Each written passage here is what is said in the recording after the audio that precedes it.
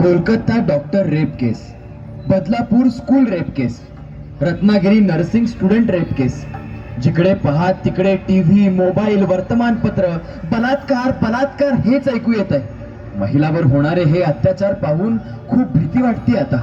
अहो, ते तिकडे कुठेतरी घडले, तुम्ही कशाला घाबरता? म्हणूनच म्हणते मुलींनो, रात्री उशिरा बाहेर फिरू नका, आपली संस्कृती जपा, मोबाईलचा अतिवापर करू नका. मुलगी शिकवा मुलगी वाचवा असे म्हणतात, पण बंगालमध्ये पहा काय झालं.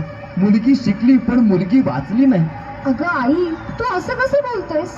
तुम्ही असेच विचार करत बसलात तर उद्या समाजात कोणीच कोणाच्या मदतीला धावूनच येणार नाही ग. किती वेळा मुलींना दोष देता, बाहेर फिरू नका, हे करू नका, ते करू नका. अजून किती दिवस स्त्रियांनी भेदरलेल्या शेळीसारखं जीव मुठीत धरून जगायचं?